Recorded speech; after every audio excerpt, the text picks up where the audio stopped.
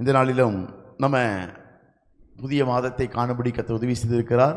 இந்த நாளில் நம்முடைய தேவ கிருபையுள்ள கரம் வெளிப்பட இதுவரை பாதுகாத்த தேவ கரத்தில் அர்ப்பணித்து நாம் பாதுகாக்கப்பட்டோம், வழிநடத்தப்பட்டோம். ஆனால் இந்த நாளிலே நாம் இதுவரை பாதுகாத்த தேவனுடைய கிருபையுள்ள கரத்தில் அடங்கி காத்திருந்தோம். தொடர்ந்து அந்த கிருபை நம்மை சூழ்ந்து கொள்ள வேண்டும் என்று சொன்னால், அந்த கிருபையுள்ள கரம் நம்ம கூடயே இருந்து நடத்த வேண்டும் என்று சொன்னால், ஒரு வசனத்தை வாசிக்க விரும்புகிறேன். ஆதியாகமம் 6வது அதிகாரத்தில் 8வது வசனத்தை வாசிக்கலாம். நோவாவுக்கோ கர்த்தருடைய கண்களில் கிருபை கிடைத்தது. நோவாவுக்கோ கர்த்தருடைய கண்களில் கிருபை கிடைத்தது. அல்லேலூயா. நம்ம பார்த்து ஆண்டவர் நாளை சொல்றார், நோவாவுக்கோ கர்த்தருடைய கண்களில் கிருபை கிடைத்தது. யார் இந்த நோவா? கர்த்தருடைய சமூகத்திலே காத்திருந்து தேவனுக்கு பிரியமாய் வாழ்ந்த அவனுக்கு கர்த்தருடைய கண்களிலே கிருபை கிடைத்தது. அல்லேலூயா. இந்த நாளிலும் கர்த்தர் சொல்ற, நம்ம பார்த்து கர்த்தர் சொல்ற, கர்த்தருடைய கண்களிலே கிருபை பெரும்படிக்கு நம்மை கர்த்தர் வைத்திருக்கிறார். அல்லேலூயா. நோவாவுக்கோ கர்த்தருடைய கண்களில் கிருபை கிடைத்தது. கர்த்தருடைய சமூகத்தில் நம்ம நோவாவுக்கு கர்த்தருடைய கண்களில் கிருபை கிடைத்தது போல நாமும் இந்த நாளிலே கர்த்தர் சொல்றாரு, புதிய கிருபையினாலே நம்மை நடத்துகிற தெய்வமாய் இருக்கிறார். அல்லேலூயா.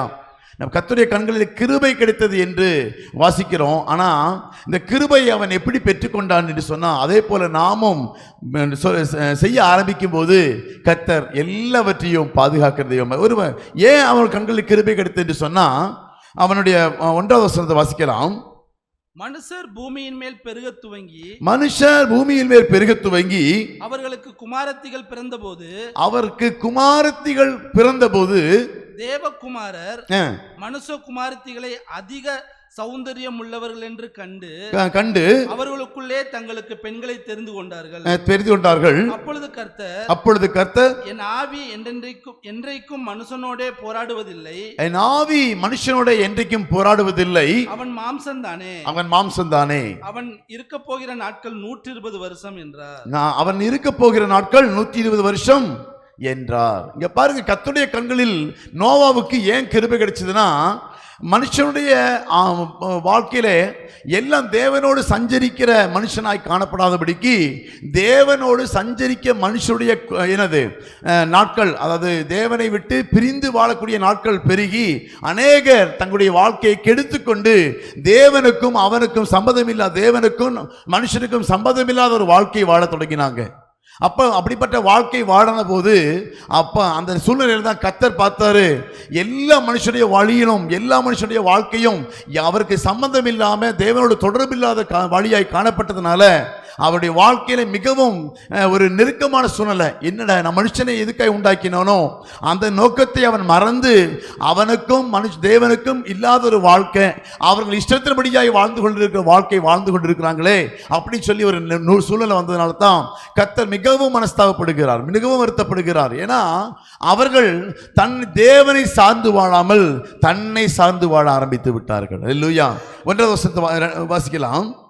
மனுஷர் பூமியின் மேல் பெருக துவங்கி அவர்களுக்கு குமாரத்திகள் பிறந்தபோது, மனுஷர் பூமியிலே பெருக துவங்கி, இவர் தேவ சாயலாய் இருக்கிற தேவன் குமாரனை உண்டாக்கி கொண்டிருந்தார். ஆனா அவர் தேவ சாயல் உள்ள பிள்ளைகளை உருவாக வேண்டும் என்று சொல்லி இருந்தார். ஆனா இங்க யார் பெருகினா? மனுஷர் பூமியிலே பெருக துவங்கினார்கள். அப்படின்னா தேவன் எதிர்பார்த்த மனுஷர் நம்ம சொல்லும்போது சாதாரண மனுஷர் அல்ல, தேவனை விட்டு பின்வாங்கி தேவனுக்கு பிரியமில்லாத மனுஷர்கள் அநேக பெருகி இருந்தார்கள். அப்ப அந்த தேவனை விட்டு தேவனுக்கு பிரியமில்லாத மனுஷர்கள் பெருகி இருந்ததுனால மனுஷர் பெருக துவங்கி, அடுத்த 2வது வசனம், தேவகுமாரர் மனுஷகுமாரத்திகளை அதிக சௌந்தரியம் உள்ளவர்கள் என்று கண்டு. அப்ப தேவகுமாரன் அப்படின்னா இது மனுஷர் அல்ல, இது தேவனுக்கு பிரியமாய் வாழக்கூடிய தேவ பிள்ளைகள், தேவ உருவாக்கின சந்ததி அது. ஆனா இதுக்கு என்னாச்சு அப்படின்னா, தேவகுமாரர் மனுஷகுமாரத்திகளை அதிக சௌகரியமுள்ளவர்கள் என்று கண்டு அவர்களுக்குள்ளே தங்களுக்கு பெண் கொண்டு கொண்டார்கள். அப்ப தேவன் உருவாக்கின மனுஷனை பெருக விரும்பல, தேவன் பெருக்க நினைச்சது யார? தேவ குமாரத்திகளையும் பெருக்க நினைத்தார்கள். ஆனா பூமியிலே யார் பெருகியிருந்தார்கள்? மனுஷர் பெருகி துறவிங்கி. அப்ப தேவகுமாரரும் தேவகுமாரத்திகளும் பெருக வேண்டிய பூமியில மனுஷகுமாரத்திகள் பெருகிறதுனால தேவனுடைய விருப்பம் நிறைவேறாம மனுஷனுடைய விருப்பம் நிறைவேற ஆரம்பித்து விட்டது. அல்லேலூயா. அப்ப நம்முடைய வாழ்க்கையில ஏன் ஒரு மாற்றம் வேண்டும், எப்படி ஒரு வாழ்க்கை வாழ வேண்டும் என்று சொன்னா, இங்கே பூமியிலே மனுஷர் பெருகக்கூடாது, தேவகுமாரரும் தேவகுமாரத்திகளும் பெருக வேண்டும். அப்படின்னா தேவ விருப்பத்தை நிறைவேற்ற பிள்ளைகள், தேவனுக்கு பிரியமாய் வாழ வேண்டிய பிள்ளைகள் தான் பெருக வேண்டும். ஆனா இங்க சூழ்நிலை எப்படி மாறிடுச்சு, தேவகுமாரரும் தேவகுமாரத்திகளும் பெருகாம மனுஷர் பூமியிலே பெருக துவங்கி விட்டார்கள். அப்ப தேவகுமாரரும் தேவகுமாரத்திகளும் பெருகாம மனுஷர் பூமியிலே பெருக துவங்கிறதுனால இவர்கள் மனுஷகுமாரத்திகள் ரொம்ப அழகுள்ளவர்கள், சௌந்தரியம் உள்ளவர்கள் என்று கண்டு தங்களுடைய வாழ்க்கையை கெடுத்துக்கொண்டு தேவனுக்கு பிரியமில்லாத ஒரு வாழ்க்கை வாழ்ந்து அங்கே தங்களை கெடுத்துக் கொள்ளுகிறார்கள். அங்கே தேவனுக்கு பிரியமில்லாத காரியத்தை செய்ய ஆரம்பிக்கிறார்கள், தங்களுடைய சுய விருப்பத்தை செய்ய ஆரம்பிக்கிறார்கள், தேவனுக்கு அருவருப்பான காரியத்தை செய்ய ஆரம்பிக்கிறார்கள். இதை பார்த்து தான் தேவன் மிகவும் துக்கத்தோடு கூட மிகவும் வேதனையோடு கூட 3ஆம் வசனத்தை வாசிக்கலாம். அப்பொழுது கர்த்தர், என் ஆவி என்றைக்கும் மனுஷனோடே போராடுவதில்லை, என்னுடைய ஆவி என்றைக்கும் மனுஷனோடே போராடுவதில்லை. போராடி போராடி பார்க்கிறாரு, எப்படியாவது ஒரு வாழ்க்கையில் ஒரு மாற்றம் வேண்டும், எப்படியாவது ஒரு வாழ்க்கையில அவனை நம் பக்கம் திருப்பிக் கொள்ள வேண்டும் என்று சொல்லி அநேக முறை போராடுகிறார், அநேக வழிகளை உருவாக்கி கொடுக்கிறார். ஆனா மனுஷனுடைய வழிகளும் அவனுடைய எண்ணங்களும் அனுதினமும் தேவனை விட்டு தூரம் போய் கொண்டிருக்கிறதை தவிர, உலகத்தின் காரியமாய் இருக்கிறதை தவிர தேவனுக்கு பிரியமில்லாத காரியமாக காணப்படுகிறது. அதுதான் கர்த்தர் மிகவும் வேதனைப்படுகிறார், மிகவும் வேதனைப்படுகிறார். அப்ப நம்ம கிருபை பெற்றுக்கொள்ள வேண்டும் என்று சொன்னா நாம் நம்முடைய வழிகளை எப்படி காத்துக்கொள்ள வேண்டும், அவருக்கு பிரியமானவர்களாய் காட்டுக்கொள்ள வேண்டும். அவருக்கு என்ன விருப்புறாரோ, அவர் சித்தம் என்னவோ அதை செய்ய நாம் ஆயத்தமாகும் போதுதான் கர்த்தர் வாழ்க்கையில கிரியை செய்கிறவராய் இருக்கிறார். அல்லேலூயா. அப்போ மனுஷர் பெருக துவங்குறது மாத்திரம் இல்ல, மனுஷனுடைய அந்த மனுஷர் பெருக்கம் என்னாச்சு அப்படின்னா, தேவ கட்டளைகளை பூமியிலிருந்து நீக்கப்பட்டு தேவன் தற்பிரியராகவும் தனக்கு இஷ்டமானவைகளை மாத்திரம் செய்து கொண்டு தன்னுடைய விருப்பத்தை செய்து கொண்டு நடக்கிறார்களே தவிர தேவன் சொல்கிற எந்த காரியமும் அங்கே காணப்படவில்லை. அதனால்தான் அந்த 2ஆம் வசனம் வாசிக்கல, 2ஆவது வசனத்துல தேவகுமாரர் மனுஷகுமாரத்திகளை அதிக சௌந்தரியம் உள்ளவர்கள் என்று கண்டு அவர்களுக்குள்ளே தங்களுக்கு பெண்களை தெரிந்து கொண்டார்கள். இங்க பெண்களை தெரிந்து கொண்டது மாத்திரம் இல்ல, இஷ்டப்படியாகவே வாழ ஆரம்பித்து விடுகிறார்கள். அங்க தேவகுமாரர்கள் என்னச்சு, தேவகுமாரருக்குரிய குணத்தை பெறாம மனுஷகுமாரருக்குரிய குணத்தை பெண்களை எல்லாம் என்ன பண்ணி தெரிந்து கொண்டு தங்கள் வாழ்க்கை சீரழித்துக் கொண்டிருக்கிறார்கள், கெடுத்துக் கொண்டிருக்கிறார்கள். தன்னுடைய வாழ்க்கையில சரியான ஒரு வழியே இல்லை. அப்பதான் கர்த்தர் பார்க்கிறார். 3ஆம் வசனம், அப்பொழுது கர்த்தர், என் ஆவி என்றைக்கும் மனுஷனோட போராடுவதில்லை, அவன் மாம்சம்தானே, அவன் இருக்க போகிற நாட்கள் 120 வருஷம் என்றார். அவன் இருக்க போகிற நாட்கள் மனுஷனோடு போராடுவதில்லை. இந்த போராட்டமான வாழ்க்கை, அதாவது என்னன்னா தேவனுக்கும் அவனுக்கும் சம்மதமே இல்லாத வாழ்க்கை, தேவனுக்கும் அவனுக்கும் ஒரு நெருங்கிய தொடர்பில்லாத வாழ்க்கை. அவன் இஷ்டப்படி வாழ்ந்து கொண்டிருக்கிறான், தேவன் எதிர்பார்க்கிற எந்த காரியமே நடக்கிறது இல்லை பூமியில. அதனால தான் அடுத்த வசனம் வாசிங்களேன். அந்நாட்களில் ராட்சதர் பூமியிலே இருந்தார்கள். அந்நாட்களில் ராட்சதர் பூமியிலே அப்படின்னா தேவகுமாரனும் மனுஷகுமாரனும் சேர்ந்து உருவாகிற ஒரு கலவைக்கு பேர் என்னது, ராட்சசர். அதாவது அவங்க பூமியில ஒரு நியாயமா நடந்துக்கவே மாட்டாங்க. ராட்சசம், அதாவது மனுஷன மாதிரி நடந்துக்க மாட்டாங்க, கடவுளுக்கு குணம் இருக்காது. ரெண்டையும் மிக்ஸ் பண்ணி வரும்போது என்ன ஆகும் அப்படின்னா, ராட்சதர்கள் என்ன பூமியிலே பெருக துவங்கினாங்க. அப்படின்னா அவர்கள் அக்கிரம சிந்தையுள்ளவர்கள். ராட்சசர் என்று சொன்னா பூமியிலே தேவனுக்கு பிரியமானதை செய்யவே மாட்டாங்க, அதுக்கு மாறான செய்யக்கூடிய பிள்ளைகள் பெருகி அங்கே அந்நாட்களில் ராட்சசர்கள் பூமியிலே இருந்தார்கள். பின்பு தேவகுமாரர் மனுஷகுமாரத்திகளோட கூடுகிறதினால் இவர்கள் அவர்களுக்கு பிள்ளைகளை பெற்றபோது இவர்களும் பூர்வத்தில் பெயர் பெற்ற மனுஷராகிய பலவான்களானார்கள். இவர்களும், அதாவது அங்க என்னாச்சு அப்படின்னா ஒரு சந்ததியை, தாறுமாறான ஒரு சந்ததியை அங்க உருவாகி விடுகிறது. அல்லேலூயா. அடுத்த சந்ததி எப்படி வந்துருச்சு, தாறுமாறான சந்ததியாய் உருவாகி விட்டது. அப்புறம் அடுத்த வசனம், மனுஷனுடைய அக்கிரமம் பூமியிலே பெருகினது என்றும், மனுஷனுடைய அக்கிரமம் பூமியிலே அப்படியே மனுஷனுடைய என்னாச்சு, அக்கிரமம் கூடி கூடி கூடி பூமியிலே பெருகினது. பூமியில மனுஷனுடைய அக்கிரமம் எப்படி பெருகிருச்சான், ரொம்ப முக்கியம். அதாவது ராட்சசனுடைய குணங்கள் பூமியில வெளிப்பட ஆரம்பித்து விட்டது. இந்த நாட்களிலும் பார்க்கிறோம். அப்படித்தானே இன்னைக்கு பாருங்க, தேவ பக்தி இல்லாத என்னது சந்ததிகள் உருவாகி தேவனுக்கு பிரியமில்லாத காரியங்கள் நடக்கிறது இல்ல, தேவனுக்கு பிரியமில்லாத காரியங்கள் பூமியிலே நடக்க ஆரம்பிக்குது. அக்கிரமங்கள் பெருகி கொண்டிருக்கிறது. இந்த காலகட்டத்தில் எப்படிப்பட்ட சூழ்நிலையா இருக்குது? தேவனுக்கு பிரியமான எதுவும் நடக்கிறது இல்ல. ஆனா தேவன் அக்கிரமமான சிந்தையுள்ள அக்கிரமமான காரியத்தை இந்த பூமியில பார்த்து பார்த்து பார்த்து தான் என்னது பூமி சீர்கெட்டதாகும், பூமி அக்கிரமம் நிறைந்ததாகும். எந்த மனுஷனும் மனுஷனாய் நடக்கிறதே இல்லை. எல்லாம் மிருக குணம் உள்ளவர்களாக, ராட்சத குணம் உள்ளவர்களாக பெருகி கொண்டே இருக்கிறார்கள். அந்த காலகட்டத்தில் தான் கர்த்தர் என்ன சொல்ற? 8வது வசனத்தை வாசிக்கலாம். நோவாவுக்கோ கர்த்தருடைய கண்களில் கிருபை கிடைத்தது. நோவாவுக்கோ கர்த்தருடைய கண்களில் கிருபை கிடைத்தது. அல்லேலூயா. நோவாவுக்கோ கர்த்தருடைய கண்களில் கிருபை கிடைத்தது. நமக்கும் கர்த்தருடைய கண்களில் கிருபை கிடைக்க வேண்டும் என்று சொன்னா நாம் தேவ விருப்பத்தை நிறைவேற்றக்கூடிய பிள்ளைகளாய் காணப்பட வேண்டும். இன்னைக்கு காலையில் பாருங்க, இந்த காலையில நம்ம யோசிக்க வேண்டிய ஒரு காரியம், நாம் கர்த்தருடைய கிருபையை பெற்றுக்கொள்ள காத்திருக்க வேண்டும். நாம் கர்த்தருடைய கிருபையிலே வளர வேண்டும். நான் கர்த்தருடைய கிருபையில பெருக வேண்டும். இந்த பெருக்கம் தேவ சமூகத்துல கர்த்தர் சொல்றாரு, கர்த்தருடைய கண்களில் கிருபை கிடைக்க வேண்டும் என்று சொன்னா நாம் எப்படிப்பட்டவர்களாய் காணப்பட வேண்டும் என்று சொன்னா, மனுஷனாய் பூமியிலே இருக்கிற நாட்களில் கர்த்தர் போராடுவதில்லை, மனுஷனுடைய ஆவியோடு கர்த்தர் போராடுவதில்லை. தேவ குமாரராய் மாற வேண்டும் என்று கர்த்தர் விரும்புகிறார். தேவனுக்கு பிரியமான பிள்ளைகளாய் தேவன் நம்மை தெரிந்து கொண்டு வேறு பிரித்து ரட்சிக்கப்பட்டு நம்ம எதுக்கு அபிஷேகம் பண்ணி என்னுடைய பிள்ளையாக தன்னுடைய பிள்ளைகளாய் எதற்காய் பிறக்க வைக்கிறார் என்று சொன்னா, நாம் மனுஷராய் வாழ்வதற்கல்ல, நாம் தேவ குமாரராய் வளர்வதற்கு கர்த்தர் அழைத்திருக்கிறார். அல்லேலூயா. மனுஷகுமாரராய் அல்ல, தேவ குமாரராய் குமாரத்திகளாய் நாம வளர வேண்டும் என்று சொல்லி கர்த்தர் விரும்புகிறார். நாம தேவகுமாரராய் வளர வேண்டும் என்று சொன்னா, மனுஷன் சிந்திக்கிறது போல சிந்தித்துக் கொண்டு தேவனுக்கு பிரியமான காரியத்தை செய்வதல்ல, தேவனுக்கு பிரியமானதை சிந்தித்துக் கொண்டு நம் வாழ்க்கையை மாற்ற ஆரம்பிக்க வேண்டும். தேவனுக்கு பிரியமாய் வாழ வாழ அவர் நமக்கு கிருபையை கர்த்தர் கொடுத்து இன்னும் நம்முடைய வாழ்க்கையில எல்லாவற்றையும் ஆசீர்வாதமாய் மாற்ற விரும்புகிறார். ஆனா பூமியில என்ன பெருகி கொண்டிருக்கிறது? அக்கிரமம் பெருகி கொண்டிருக்கிறது. இந்த காலகட்டத்தில் தேவகுமாரர்கள் அதன் மனதை திருப்பக்கூடிய காரியங்கள் பூமி நடந்து கொண்டிருக்கிறது. தேவகுமாரராய் உங்களையும் என்னையும் கர்த்தர் தெரிந்து கொண்டு கிருபை கொடுத்து வாழ வைத்துக் கொண்டிருக்கிற இந்த காலகட்டத்தில் இந்த கிருபை இழந்து தேவகுமாரர்களுடைய சிந்தைகள் எப்படி மாறி இருக்கிறான்? மனுஷனுடைய சிந்தைகளாய் மாறிக்கொண்டிருக்கிறது. தேவனுக்கு பிரியமில்லாத சிந்தையை மாறிக்கொண்டிருக்கிறது. அல்லேலூயா. அப்ப இந்த சிந்தை மாற வேண்டும் என்று சொன்னா தேவனிடத்தில் கிருபை பெற்றுக்கொள்ள வேண்டும். அல்லேலூயா. தேவன் எதற்காய் தெரிந்து கொண்டாரோ, என்ன நோக்கத்துக்காய் அழைத்தாரோ, என்ன காரியத்துக்காய் உருவாக்கினாரோ, என்ன எதிர்பார்க்கிறாரோ, நாம் அப்படிப்பட்ட பிள்ளைகளாய் மாற வேண்டும் என்று சொன்னா நோவாவுக்கோ கர்த்தருடைய கண்களில் கிருபை கிடைத்தது என்று சொல்லி வேதத்தில் வாசிக்கிறோம். அல்லேலூயா. நமக்கு கிருபை வேண்டும். இந்த கிருபை என்று சொன்னா என்ன? தேவன் அவர் பிள்ளைகளுக்கு இலவசமாய் கொடுக்கிற ஈவுகள். அல்லேலூயா.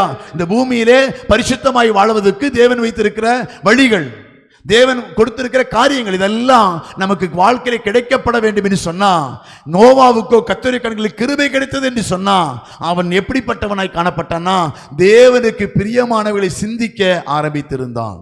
தேவனுக்கு பிரியமானவர்களை செய்ய அவன் ஆயத்தமாய் இருந்தான். பூமியிலே மனுஷர் செய்கிற பிரகாரமாக செய்யவில்லை, தேவன் சொல்லுகிற காரியத்துக்கு கீழ்ப்படிந்து அவன் வாழ தன்னை அர்ப்பணித்திருந்தான். தேவனை குறித்து யோசிக்கவும் தேவனுக்கு பிரியமாய் வாழவும் அவன் என்ன பண்ணியிருந்தான்? யோசிச்சு கொண்டே இருந்தான். அவன் சொல்லி வேதவசனம் சொல்லி 120 வருஷம் என்ன பண்ணியிருந்தானா? அவன் பிரசங்கித்துக் கொண்டு வாழ்ந்து கொண்டிருந்தானாம். அதாவது தேவனை பற்றி அறிவித்துக் கொண்டிருந்தானாம். அந்த 120 வருஷங்களும் தன் தேவனுக்காய் ஏதாவது செய்யணும், அதாவது என்னை போல மற்ற யாரும் இல்லையே என்று சொல்லி அவன் 120 வருஷம் தேவனுக்கு என்ன ஊழியம் பண்ணி கொண்டிருந்தான். அந்த பிரசங்கித்துக் கொண்டிருந்தவனாய் நோவா என்று வேதத்தில் வாசி 120 வருஷம் நீதியை பிரசங்கித்துக் கொண்டிருக்கிறான்.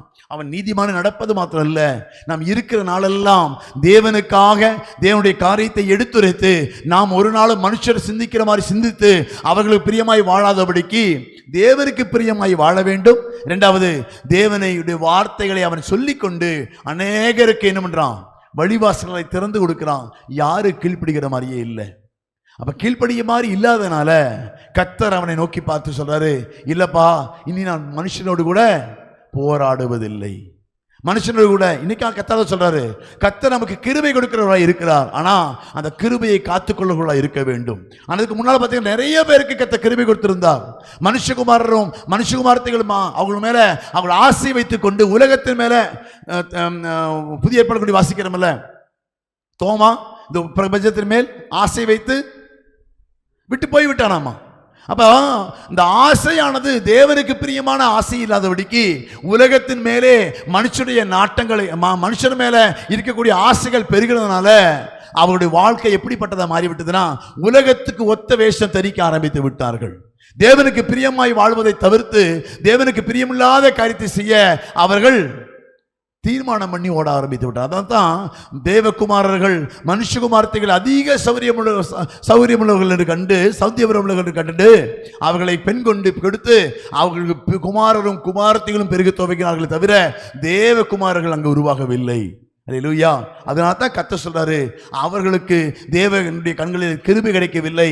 தேவன் கிருபை கொடுத்தது யாருக்குன்னா கர்த்தருக்கு பயந்து அவர் வழியில் நடக்கக்கூடிய நோவாவுக்கோ கர்த்தருடைய கண்களில் கிருபை கிடைத்தது. அல்லேலூயா. இந்த சந்ததி வரும்போது பார்த்தீங்கன்னா இது நோவா யாருடைய சந்ததி? யாருடைய சந்ததி? காம் சேம் யாப்பேத் 3 தானே? சேத்துடைய சந்ததி தான் அப்படி வந்துட்டு இருக்கு. இப்ப இந்த இதுல பார்த்தீங்கன்னா அநேக பிள்ளைகளை அவர் உருவாக்கி ஒவ்வொரு காலத்தில் நோவாவா அந்த சேத்துடைய சந்ததியா வந்தபோது கர்த்தர் தெரிந்து கொண்ட இந்த ஜனம் அந்த சேத்து உருவாக்கி அந்த வழியில் அநேகர் என்ன பண்ற பிள்ளைகள் பிறந்து வந்து கொண்டே இருக்கிறாங்க. ஆனா எல்லாருடைய வழியும் கர்த்தருடைய வழி என்னது சரியான உத்தமமான வழியா இல்லை. அங்கே எல்லா வழியும் உண்மையான வழியா இல்லை. அங்கே நோவாவுடைய வழி மாத்திரம் அங்கே பார்த்தீங்கன்னா ரொம்ப உத்தமமாக இருந்ததுனால கர்த்தர் அங்கே மனஸ்தாபப்படுகிற மனுஷனோடு கூட ஆவி போராடுவதில்லை என்று சொல்லி அங்கே வாசிக்கிறோம். அடுத்த ஒரு வசனத்தை வாசிக்கலாம். 8ஆம் வசனம் வாசிக்கல. நோவாவுக்கோ கர்த்தருடைய கண்கள் 7 வாசிங்க. வாசிங்க. அப்பொழுது கர்த்தர் நான் சிருஷ்டித்த மனுஷனை பூமியின் மேல் வைக்காமல் மனுஷன் முதற்கொண்டு மிருகங்கள் ஊரும் பிராணிகள் ஆகாயத்து பறவைகள் பரியந்தமும் உண்டாயிருக்கிறவர்களை நிக்கிரகம் பண்ணுவேன். நான் அவர்களை உண்டாக்கினது எனக்கு மனஸ்தாபமாய் இருக்கிறது என்றார். அங்கே தேவன் மனஸ்தாபப்படுகிற அளவுக்கு இதோடைய அக்கிரமங்களும் என்னச்சு காரியங்கள் எல்லாம் பெருகிருச்சாங்க. அப்படின்னா இவருடைய நடக்கைகளும் எண்ணங்களும் எல்லாம் எப்படிப்பட்டதா இருக்குதுன்னா அக்கிரமம் நிறைந்ததா இருக்கிறது. எப்படிப்பட்ட எண்ணங்களா இருக்குது? அவருடைய மனசெல்லாம் அந்த 7 வாசிங்களே 6 தாம் பூமியிலே மனுஷனை உண்டாக்கினதற்காக கர்த்தர் மனஸ்தாபப்பட்டார். அது அவர் இருதயத்துக்கு விசனமாயிருந்தது. கர்த்தருடைய இருதயத்துக்கு விசனமாயிருந்ததாம். கர்த்தருடைய இருதயத்துக்கு எப்படிப்பட்டதா இருந்ததுதான்? விசனமாயிருந்ததாம்.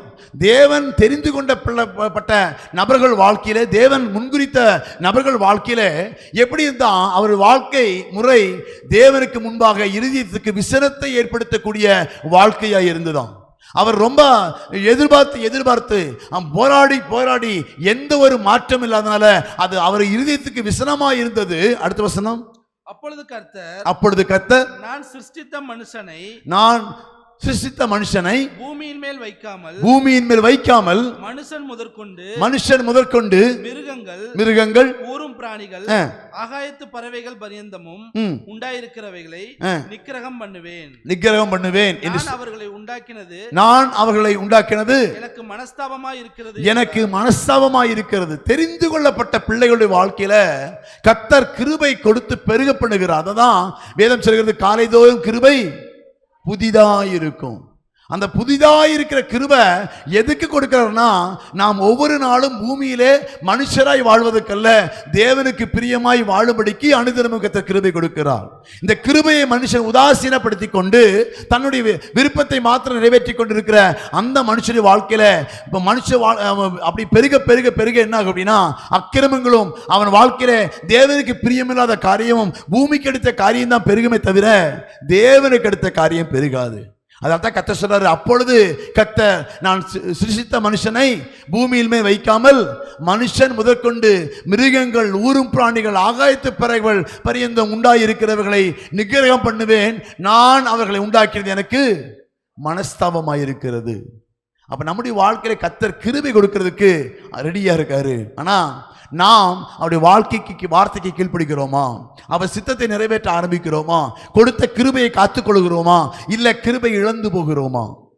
கர்த்தர் அதான் சொல்ல கிருபை அவன் வாழ்க்கையில கர்த்தர் நோவாவுக்கு கர்த்தர் அடுத்த வசனம் வாசிக்கலாம். 8ஆம் வசனம். நோவாவுக்கோ கர்த்தருடைய கண்களில் கிருபை கிடைத்தது. நோவாவுக்கோ கர்த்தருடைய கண்களில் கிருபை கிடைத்தது. அல்லேலூயா. அப்ப நம்ம வாழ்க்கையில கிருபை கிடைக்கப்பட வேண்டும் என்று சொன்னா அவர் அனுதினமும் அவனுக்கு கிருபை கொடுத்திருந்தார். ஆனா கூடுதல் கிருபையாக அவனை காத்து கொள்ளும்படியாய், அழிக்காதபடிக்கு, நிக்கிரகம் பண்ணாதபடிக்கு தேவன் நோவாவுக்கு கிருபை கொடுத்தார். அல்லேலூயா. நம்முடைய வாழ்க்கையிலும் கிருபை கிடைக்க வேண்டும் என்று சொன்னா தேவனுக்கு பிரியமாய் வாழ ஆரம்பிக்க வேண்டும். தெரிந்து கொண்ட நம்முடைய வாழ்க்கையை குறித்து ஒரு நோக்கம் உண்டு கர்த்தருக்கு. நம்முடைய வாழ்க்கையில ஒரு வேறுபட்டு அழைத்ததுக்கு ஒரு நோக்கம் உண்டு, வேறுபடுத்துறதுக்கு ஒரு நோக்கம் உண்டு, நம்மை தெரிந்து கொண்டதுக்கு ஒரு நோக்கம் உண்டு, நம்ம அழைத்ததுக்கு ஒரு நோக்கம் உண்டு. அந்த கிருபையை நம்ம காத்துக்கொள்வோம்னா கர்த்தர் நம்முடைய வாழ்க்கையில பெரிய காரியங்களை செய்யும்படியாய், நம்மை கொண்டுதான் பூமியில எல்லைகள் எல்லாம் மாற்றும்படியாய், அந்த எல்லை இருக்கிற ஜனங்கள் எல்லாம் விடுவிக்கும்படியாய் ஒரு கிருபை வைத்திருக்கிறார். ஆனா இதை புரிந்து கொள்ளாதவர்கள் மனுஷகுமார்த்திகளோடு கூட மனுஷருக்கு பிரியமான காரியங்களை சிந்தித்து பூமியிலே மனுஷனுடைய வாழ்க்கையை, அந்த அழகையும் அந்த காரியத்தையும் கண்டு தன்னுடைய வாழ்க்கையை கெடுத்துக்கொண்டு தேவனுக்கு அருவருப்பாய் மாறிவிட்டார்கள். அல்லேலூயா. கிருபை உள்ள பிள்ளைகளாய் உங்களையும் இணைக்கத்தில் வைத்திருக்கிறார். தெரிந்து கொள்ளப்பட்ட பிள்ளைகளாய் உங்களை இணைக்கத்தில் வைத்திருக்கிறார். ஆனா இந்த உலகத்தின் காரியம் இந்த நாளிலே நம்மை இழுத்து கொண்டு, அதான் சொல்ற கவர்ச்சிகள், மாயமான தேவையில்லாத காரியங்கள் பெருகி நம்ம என்ன ஆயிடுச்சு இந்த வருஷம், இந்த காலங்களில் எப்படி ஆயிடுச்சு அப்படின்னா, நம்முடைய ஆவிக்குரிய நிலைப்பாடு ஏதோ போகுது, ஏதோ இருக்குது அப்படிங்கிற சூழ்நிலைக்கு நேராக கடந்து வந்து இருக்கிறோம். ஆனா கர்த்தர் சொல்றாரு, நோவாவுக்கோ கர்த்தருடைய கண்களில் கிருபை கிடைத்து. கிருபை கிடைத்ததுக்கு அவன் என்ன பண்ணினான் அப்படின்னா, ஒரு வசனத்தை வாசிக்க 9 வாசிக்கலாமே. நோவாவின் வம்ச வரலாறு. நோவா தன் காலத்தில் இருந்தவர்களுக்குள்ளே நீதிமானும் உத்தமனுமாய் இருந்தான். நீதிமானும் உத்தமமாய் இருந்தான். நோவா தேவனோடே சஞ்சரித்துக் கொண்டிருந்தான். நோவா தேவனோடே சஞ்சரித்துக் கொண்டிருந்தான். அல்லேலூயா. இந்த காலை வேளையில கர்த்தர் அதான் எதிர்பார்க்கிறேன்னா, தேவனோடு சஞ்சரிக்கிற ஒரு வாழ்க்கை, தேவனோடு நடக்கக்கூடிய ஒரு வாழ்க்கை, தேவனுக்கு பிரியமாய் வாழ்கிற வாழ்க்கை. 6-7 மாதங்கள் 6 மாதங்கள் முடிஞ்சிச்சு அப்படித்தானே? 7வது மாதத்துக்குள்ள கர்த்தர் வந்திருக்கிறோம். இந்த மாதத்தை நாம் கடந்து வரும்போது தேவனோடு கூட நடக்கிற வாழ்க்கை இருக்குதா? நோவா, அதாவது அவர் சொல்றாரு, நோவா தேவனோடு சஞ்சரித்து கொண்டு, மனுஷனா இல்ல, தேவனுக்கு பிரியமானவனாய் வாழ வேண்டும் என்று சொன்னா தேவனோடு சஞ்சரிக்கிறவனாய் காணப்பட வேண்டும். அல்லேலூயா. நம்ம தேவனோடு கூட சஞ்சரிக்கிற வாழ்க்கை ஒரு மனுஷனுக்கு காணப்பட்டதுன்னா அவனால எப்பேற்பட்ட சூழ்நிலை இருந்தாலும் தேவனுக்கு பிரியமாய்த்தான் வாழ்வானே தவிர தேவனுக்கு விரோதமாய் வாழவே மாட்டான். தேவனுடைய மனசை துக்கப்படுத்த மாட்டான். தேவன் அவனுடைய மனஸ்தாபப்படுற மாதிரி நடந்துக்க மாட்டான். அவன் தேவனுக்கு பிரியமான, தேவனோடு நடக்கக்கூடிய வாழ்க்கை நோவாவுக்கு காணப்பட்டதுனால அவன் நீதி நிறைந்தவனாக, கிருபை பெற்றவனாகி வாழ்ந்து கொண்டிருந்தான். அல்லேலூயா. கர்த்தர் நோவாவுக்கோ கர்த்தருடைய கண்களுக்கு கிருபை கிடைத்தது. ஆனா உங்களுக்கும் எனக்கும் கர்த்தருடைய கண்களுக்கு கிருபை கிடைக்க வேண்டும் என்று சொன்னா தேவனோடு கூட சஞ்சரிக்க வேண்டும். அல்லேலூயா. தேவனோடு கூட உறவாடி தேவனுக்கு பிரியமான வாழ்க்கை வாழ ஆரம்பிக்க வேண்டும். மனுஷனை பிரியப்படுத்தி மனுஷனுக்கு பிரியமாகவே இந்த உலகத்துல ஜனங்கள் வாழ்ந்து கொண்டிருக்கிறார்கள். தெரிந்து கொள்ளப்பட்ட ஜனங்கள் மத்தியில இன்னைக்கு வாழ்க்கை எப்படி போயிட்டு இருக்குதுங்க? சீர்கெட்டதாக, உலகத்துக்கு பிரியமானதாக, உலகத்தோடு கூட ஒற்று போகிறதான, தேவனுக்கு அருவருப்பான காரியம் தான் இந்த நாளிலே பெருகி கொண்டிருக்கிறது. அதனால தான் கர்த்தர் இந்த உலகத்தில் இருக்கக்கூடிய ஜனங்கள் மேல நிக்கிரகம் பண்ணுவேன்னு சொல்லி, ஏன் அவர் அடுத்த நோவாவின் காலத்தில் எப்படி நடந்ததோ அப்படித்தான் மனுஷகுமாரன் வரும் நாட்களிலும் நடக்கும் என்று வேதத்தில் வாசிக்கிறோம். அல்லேலூயா. அப்ப இந்த கடைசி காலத்தில் நின்று கொடுக்கிற நாம் தேவனோடு கூட நடந்து தேவனுக்கு பிரியமான வாழ்க்கை வாழ ஆயத்தமாகும் போது கர்த்தர் நம்மை நடத்துகிறவராய் இருக்கிறார். கர்த்தர் கிருபை கொடுக்கிறவராய் இருக்கிறார். கர்த்தர் என்ன எதிர்பார்க்கிறனா, நோவா தேவனோடு சஞ்சரித்து கொண்டிருந்தான். தேவனோடு சஞ்சரிக்கக்கூடிய வாழ்க்கை நம்மிடத்தில் காணப்படுகிறதா, இல்ல மனுஷனோடு சஞ்சரிக்கக்கூடிய வாழ்க்கை காணப்படுகிறதா? நம்ம ஆராய்ச்சி பார்க்கலாம் இந்த காலை வேளையில. கர்த்தர் ஏன்னா அடுத்த வசனம் வாசிக்கலாமே, 10வது வசனத்துல நோவா சேம் காம் இல்ல 11 வாசிங்க. பூமியானது தேவனுக்கு முன்பாக சீர்கெட்டதா இருந்தது. பூமியானது தேவனுக்கு முன்பாக சீர்கெட்டதா இருந்தது. பூமி கொடுமையினால் நிறைந்திருந்தது. இந்த பூமியினால் சீர்கெட்ட இந்த பூமி கொடுமையினால் நிறைந்திருந்த காலகட்டத்தில் தேவனோடு சஞ்சரிக்கிற வாழ்க்கை உங்களுக்கும் எனக்கும் காணப்படுமானா, கர்த்தர் நம்முடைய வாழ்க்கையில, எனக்கு தேவன் சொன்னது போல நோவாவுக்கோ கர்த்தருடைய கண்களில் கிருபை கிடைத்தது. நம்ம ஆராய்ந்து பார்க்கலாம். கிறிஸ்தவராக இருக்கிறோம், கிறிஸ்தவர்கள் என்று பெயர் சொல்லி கொண்டிருக்கிறோம். நம்முடைய வாழ்க்கை தேவனோடு கூட நடக்கக்கூடியதா இருக்கிறதா? கிருபை பெற்றுக்கொள்ள வேண்டும் என்று சொன்னா தேவனோடு கூட நடக்கிற வாழ்க்கை வேண்டும். அல்லேலூயா. ஏதோ நானும் இருக்கிறேன், ஏதோ நானும் தெரிந்து கொண்டாரு கர்த்தர், நானும் ரட்சிக்கப்பட்டிருக்கிறேன் அப்படிங்கிற வாழ்க்கை கர்த்தர் விரும்பல. கர்த்தர் விரும்புகிறது தேவனோடு கூட நடக்கிற வாழ்க்கை, தேவனோடு கூட சஞ்சரிக்கிற வாழ்க்கை, தேவனுக்கு பிரியமாய் வாழ்கிற வாழ்க்கை. நம்முடைய அநேக காரியங்கள் நமக்கு இஷ்டமாய் இருக்கலாம், அதெல்லாம் வெறுத்து தேவனுக்கு பிரியமாய் வாழ்கிற அந்த வாழ்க்கை தான் தேவனோடு கூட நடக்கிற வாழ்க்கை. தேவன் என்ன செய்ய சித்தமாய் இருக்கிறாரோ, என்ன சொல்லுகிறாரோ அதை செய்கிறது தான் தேவனோடு நடக்கிற வாழ்க்கை. அல்லேலூயா. இந்த வாழ்க்கைக்கு நாம் அர்ப்பணிக்க வேண்டும். 8வது வசனம் வாசிக்கலாம். 8. நோவாவுக்கோ கர்த்தருடைய கண்களில் கிருபை கிடைத்தது. நோவாவுக்கோ கர்த்தருடைய கண்களில் கிருபை கிடைத்தது என்று வாசிக்கிறோம்.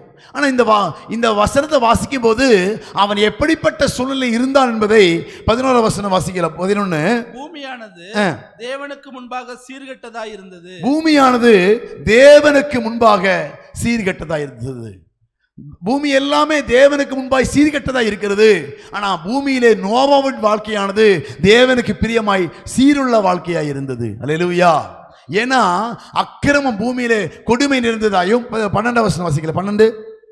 தேவன் பூமியை பார்த்தார், இதோ அது சீர்கெட்டதாய் இருந்தது. அது சீர்கெட்டதாய் இருந்தது. மாம்சமான யாவரும் பூமியின் மேல் தங்கள் வழியை கெடுத்துக் கொண்டிருந்தார்களாம். நம்முடைய வாழ்க்கையில தேவனால் உண்டாக்கப்பட்ட, தேவனால் தெரிந்து கொள்ளப்பட்ட சேமுடைய சந்ததி தான், அப்படிதான் இவனுடைய சந்ததி வந்துட்டு இருக்கு.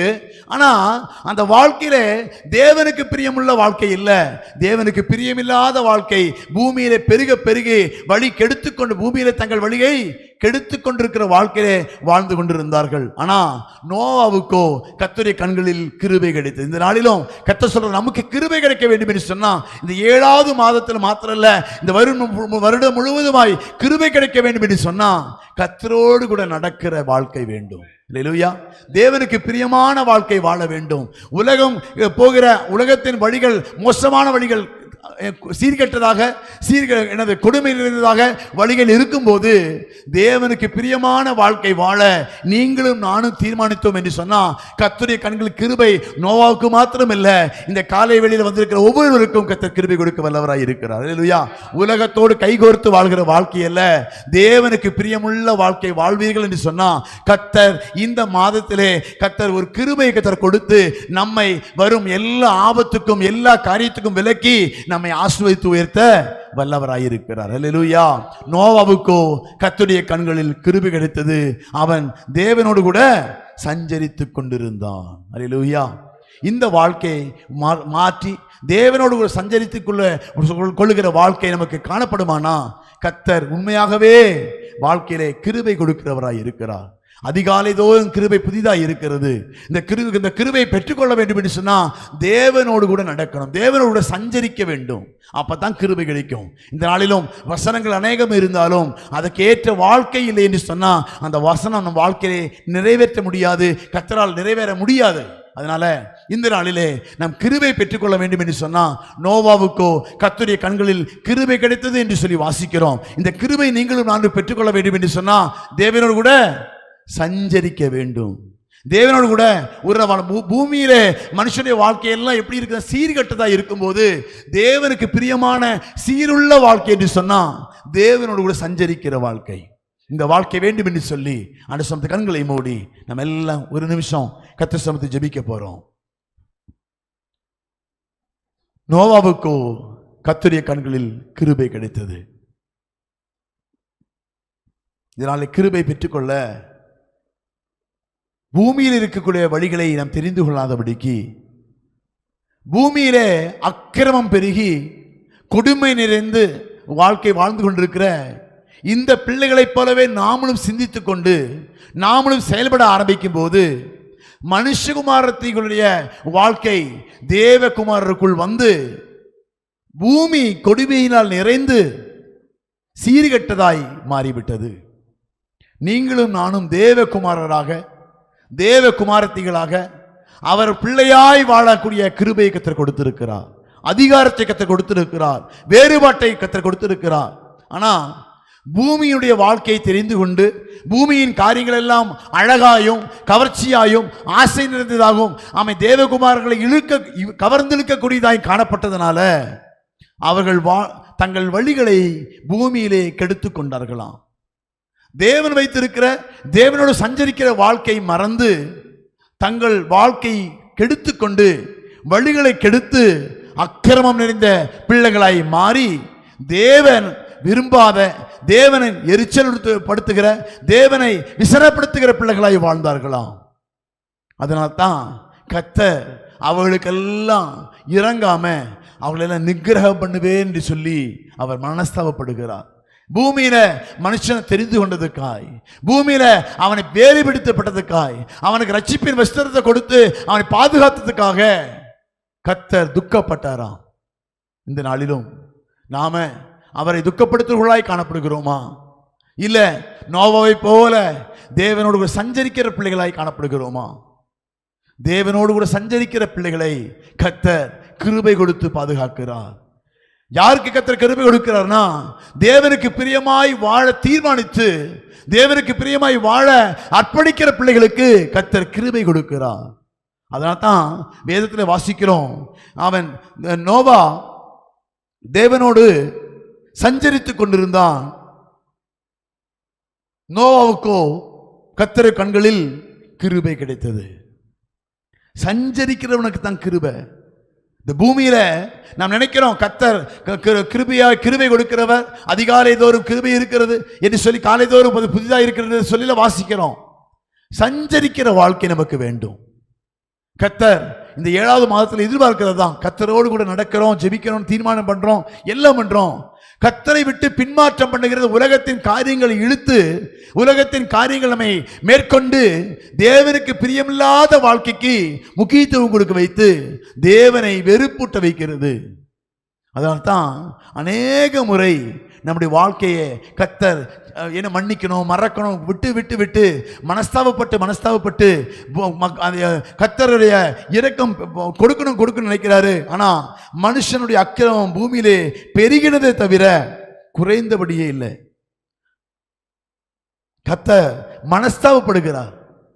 இனி பூமியில மனுஷனை உண்டாக்கினதுக்காய் கர்த்தர் மனஸ்தாபப்பட்டாராம். அவன் வழி ஒவ்வொரு நாளும் பொல்லாத வழியிலாகவே காணப்பட்டுதான். இவ்வளவு வேதனை உள்ள வாழ்க்கை இந்த மனுஷன் மூலமாய் தேவனுக்கு வந்து விட்டது. ஆனா நோவாவை பார்க்கும்போது கர்த்தருடைய கண்களே கிருபை கிடைத்தது. ஆண்டவரே, இந்த நாளிலும் நாங்கள் உம்மை பிரியப்படுத்துகிற பிள்ளைகளாக இதுவரை நாங்கள் தெரிந்து கொண்டு பட்டோம், ஆவிக்குரிய வாழ்க்கையில் இருக்கிறோம், எல்லாம் ஓகே ஆண்டவரே. ஆனா இன்னும் வேறுபட்டு உமக்கு பிரியமாய் வாழ்கிற வாழ்க்கைக்கு எங்களை அர்ப்பணிக்கிறோம் ஆண்டவரே, விட்டு கொடுக்கிறோம். கர்த்தர் மனுஷனை உண்டாக்கினதற்காய் மனஸ்தாபப்பட்டுகிற வாழ்க்கை அல்லப்பா, எங்களை இங்கே தெரிந்து கொண்டிருக்கிறீங்க. அந்த வாழ்க்கை நிமித்தம் நாங்கள் உம்மை பிரியப்படுத்துகிறவர்களாக, உம்மை ஆண்டவரை சந்தோஷப்படுத்தக்கூடிய பிள்ளைகளாக, பிரியப்படுத்துகிற பிள்ளைகளாக எங்களை மாற்றுவீராக. இந்த நாளிலும் ஆண்டவரே, கர்த்தருடைய கண்களில் நோவாவுக்கோ கர்த்தருடைய கண்களில் கிருபை கிடைத்தது என்று சொல்லி வாசிக்கிறது போல எங்களுக்கும் கர்த்தர் கிருபை கொடுக்கணும்ப்பா. நாங்களும் ஆண்டவரே தேவனோடு கூட சஞ்சரிக்கக்கூடிய பிள்ளைகளாய் வாழ்கிற வாழ்க்கைக்கு எங்களை அர்ப்பணிக்கிறோம். இந்த நாளிலும் ஆண்டவரே உங்களுக்கு பிரியமான வாழ்க்கை வாழ எங்களை நாங்கள் அர்ப்பணிக்கிறோம், ஒப்புக் கொடுக்கிறோம். இந்த 7வது மாதத்திலும் கர்த்தருடைய கண்களில் நோவாவுக்கு கிருபை கிடைத்தது போல எங்களுக்கும் கர்த்தர் கிருபை கொடுத்து ஆண்டவரே இந்த நாளில் வரக்கூடிய எல்லா ஆபத்துக்கும் கர்த்தர் விலக்கி ஆண்டவரே உம்மோடு கூட சஞ்சரிக்கிற வாழ்க்கையில அனுதினமும் சந்தோஷப்பட உதவி செய்வீராக. காணப்படுகிற எல்லா கேடுபாடுகளுக்கும் கர்த்தர் விலக்கி பாதுகாப்பீராக. இந்த நாளில இந்த மாதத்துல ஆண்டவரே உமது கிருபையுள்ள கரத்தை நாங்கள் கண்டு அநேகர் ஆச்சரியப்படத்தக்கதாய், அநேகரை அவன் நல்வழிப்படுத்தக்கூடிய பிள்ளைகளாய் எங்களை மாற்றுபடி நாங்கள் ஜெபிக்கிறோம், அர்ப்பணிக்கிறோம். ஆண்டவரே நீ பொறுப்படுத்திக் கொள்வீராக. ஆண்டவரே இந்த மாதத்தில் ஒரு புதிய கிருபை எங்களுக்கு கொடுக்கிறதுக்காக நன்றி அப்பா. இந்த மாதத்தில் எங்களை சூழ்ந்து அந்த கிருபை பாதுகாக்கிற கிருபைக்காக நன்றி ஆண்டவரே. நீ தொடர்ந்து பொறுப்படுத்திக் கொள்வீராக.